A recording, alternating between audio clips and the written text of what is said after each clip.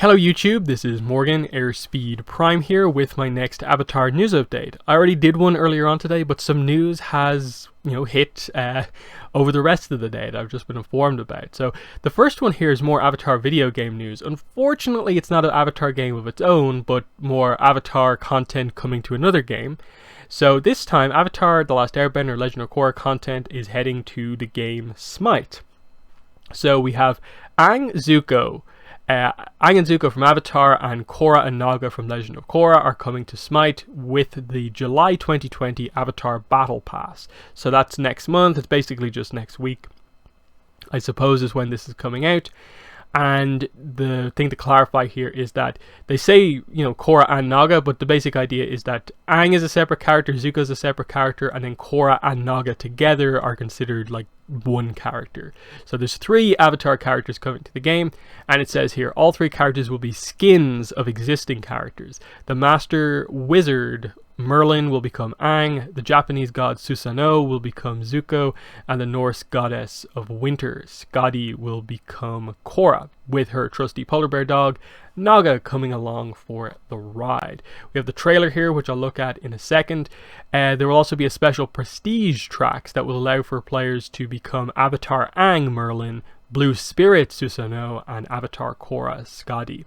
So that just means that a battle pass, of course, there's a free track and a prestige track. You have to obviously buy the prestige track so that when you level up you get the items from both tiers. So I guess you get standard Zuko, Korra and Aang from the free track, and then you have to get the skins for them to become basically Avatar State Aang, Blue Spirit Zuko, and then Avatar State Korra. They come from the paid track, which makes sense. That's a pretty nice and fair way to do it. And they just talk about here, we went overboard with detail, capturing each character's unique personality and referencing fan favorite moments from the shows. They're essentially all new characters that happen to use the same abilities as existing Smite gods, and we can't wait for our more than 30 million fans to play with them. So that's pretty cool. The Avatar Battle Pass has even more Avatar and Korra goodness, ranging from an in-game representation of Appa to an emote honoring unlucky cabbage vendors. So it seems pretty cool that they've really gone out of their way to make this a really cool kind of licensing tie-in with the game. To, they're not fully brand new characters, but if you look at the trailer, like, you can sort of tell that like they've done a huge job to like incorporate like Merlin basically and turn him as a character into Aang using bending and so on. So the amount of sort of different animation to ultimately get across the same effect of that character's moves, it's really cool. But let's quickly watch the trailer here. I'll keep the audio off just in case that causes issues. They tried to do some voice acting at this point when Aang and Zuko kind of come side by side. It's clearly not the actual voice actors, but they try their best. But it's not particularly accurate. But it's nice that there's just a little bit of animation in this, that they've really gone out of their way to do something big. But here we go. There's Aang and how he's going to look in the game. There's some of his moves. Here's Zuko. So you can see again firebending and swords. And then Korra and Naga together, of course. And even an Avatar State thing. And then you can see there, like, we get Avatar Aang Merlin is this kind of special, paid for skin basically, and then there's the free version of Aang Merlin. Next up we have Zuko and Blue Spirit Zuko. Makes sense. My understanding, I guess, is the characters are going to play the same. It's literally just that they'll look different and have, I suppose, different animations as well. So Zuko, I suppose, in this mode is primarily only going to be using his swords, I suppose, together as one with firebending. As Blue Spirit Zuko is probably just going to use double swords, which could be interesting.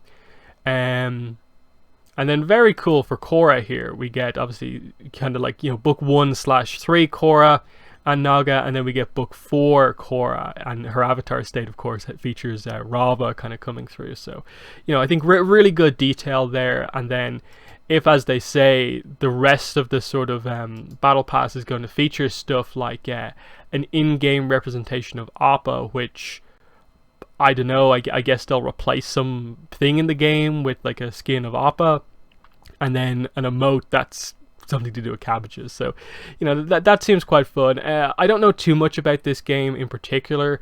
I know it's free to play. It's available on Xbox, PlayStation, PC, and Switch, as far as I'm aware. It is obviously free to start or whatever, and then I guess the usual idea with battle passes is that there is a free version as you level up and play that you can unlock stuff, and then the prestige one is the one that you play for.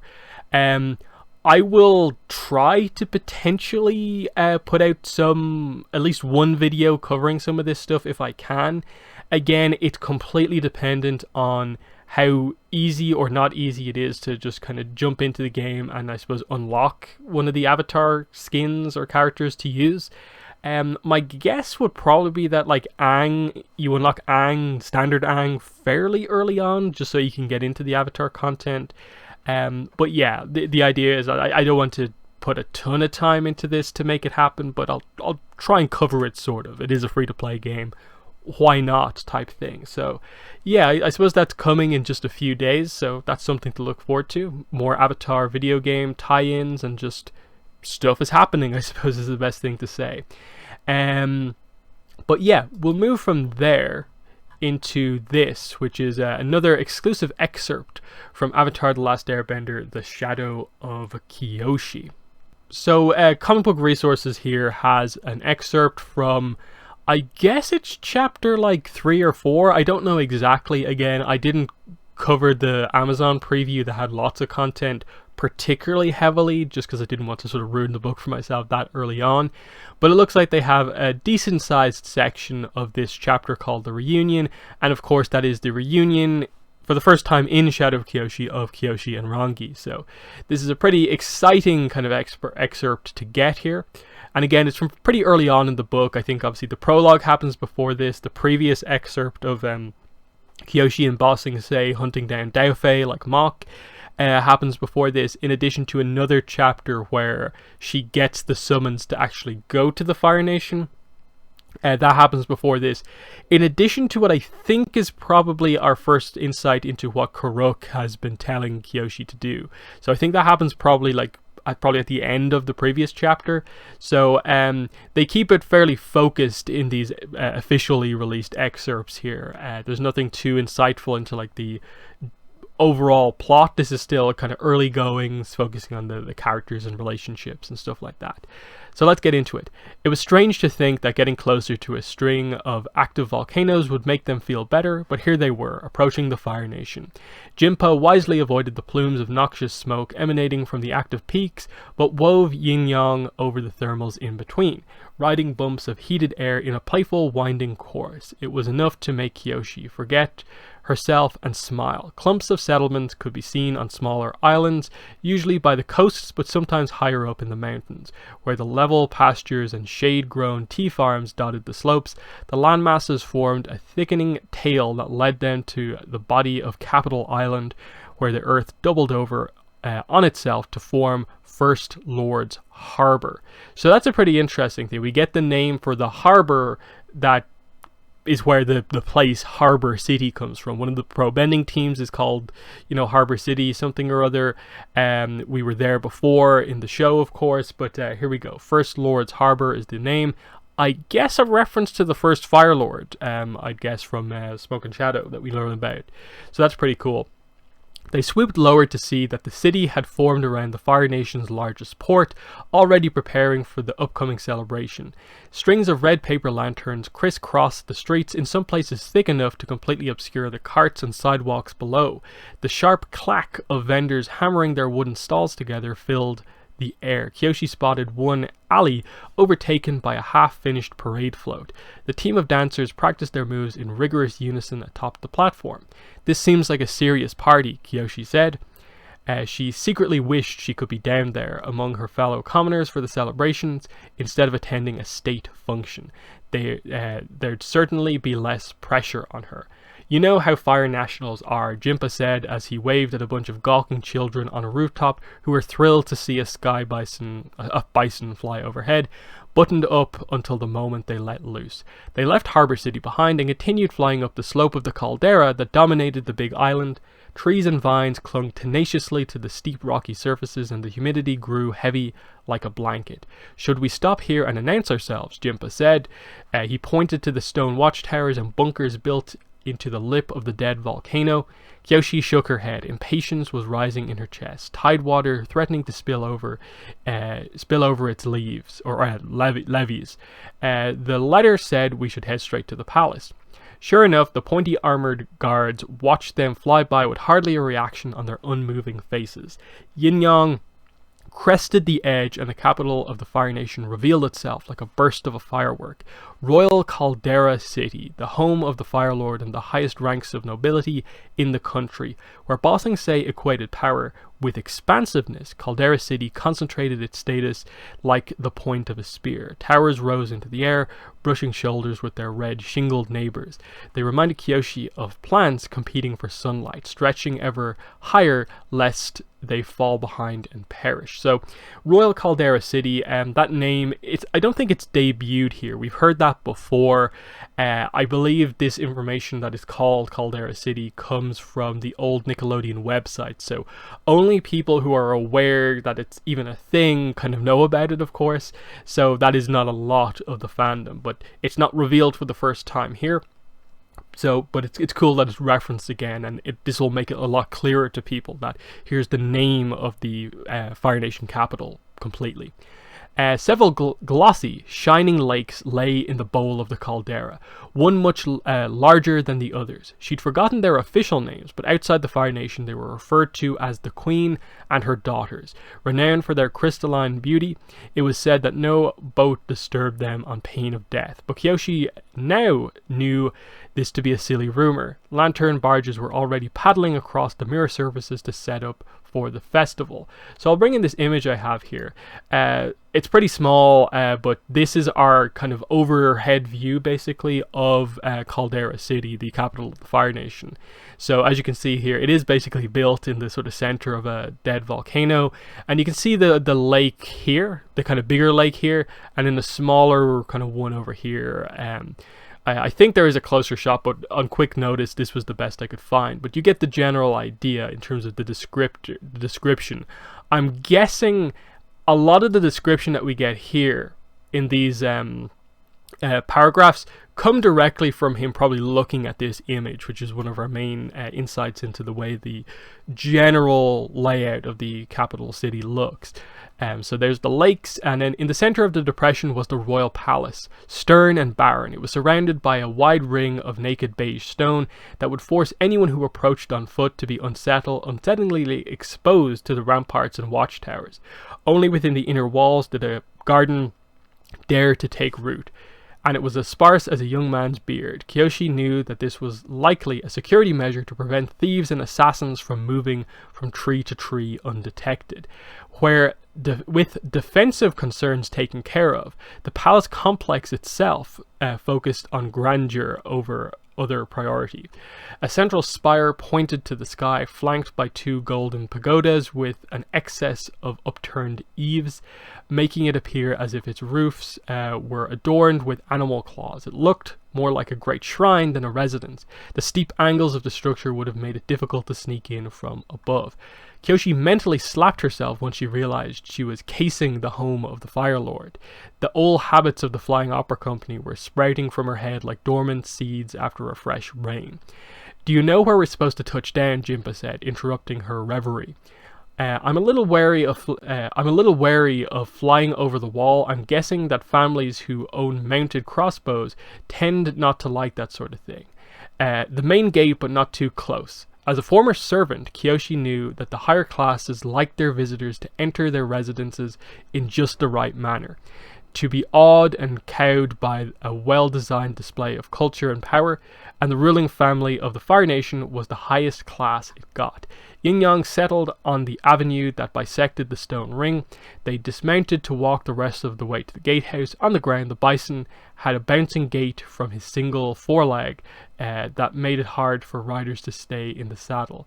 Luggage would get thrown off his shoulders if it wasn't securely tied down. This is because I think earlier on it was explained that Yin-yang is missing a leg from a previous injury, I suppose. They came to the heavily barred, unbendable iron gate for now. Toph. Enter Toph a good bit later on. But yeah, there were no slats, view holes, or other means to show themselves. Kyoshi wondered if she was supposed to knock before a grinding metal noise broke the awkward silence. Somewhere inside, the gears of heavy machinery bit into each other, groaning with friction. The gate moved, not outward or inward, but straight up. A girl stood on the other side, revealed by inches as if she were too much person, too much force for any one mortal to handle all at once. Sometimes Kyoshi believed that.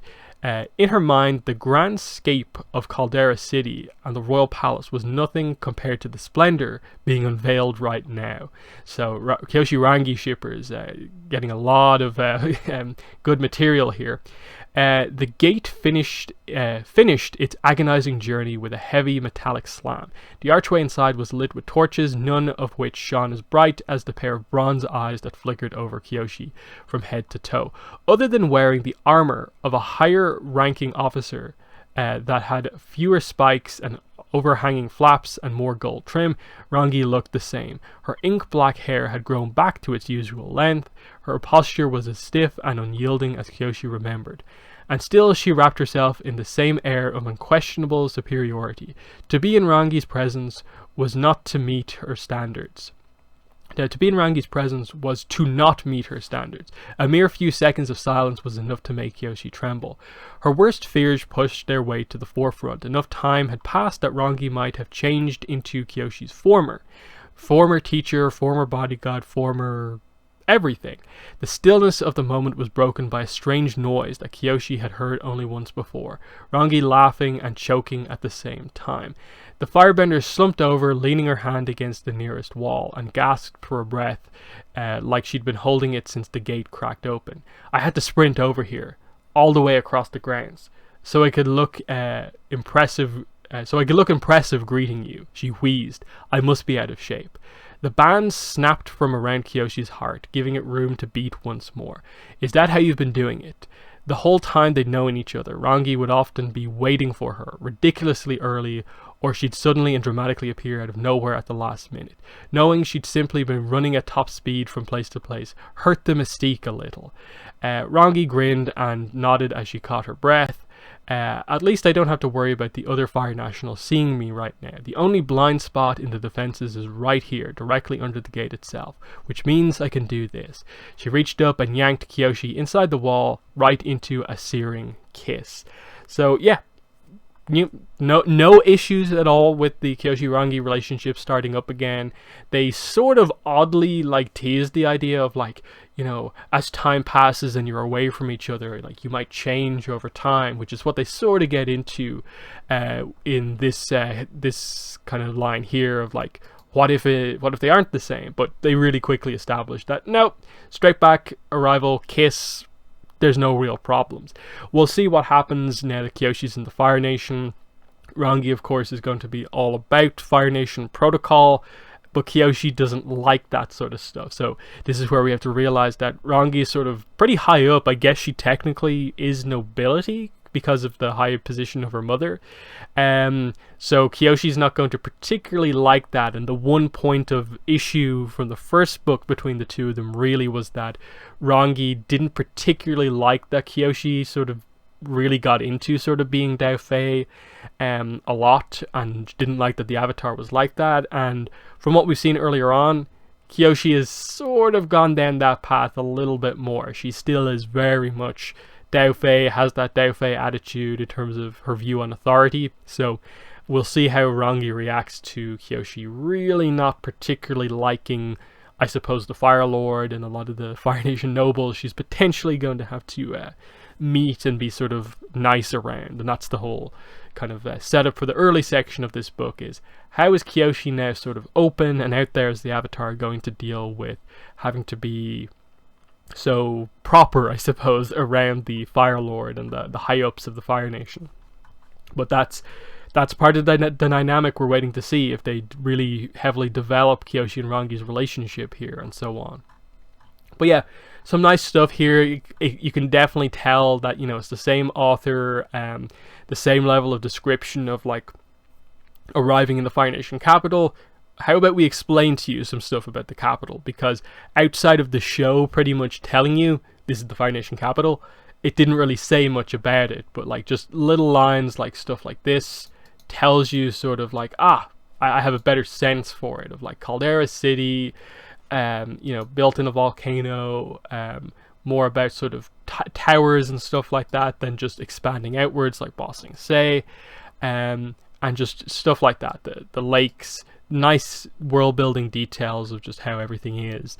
I really do like that. Nice detail. So I guess we might get like another preview from somewhere else, but two official ones. The Amazon preview was up for a while. I guess it'll come back a little closer to the release date, and we can get a better look at some of that other stuff. But yeah, we're in the last month until release, so we're not too far off at this point.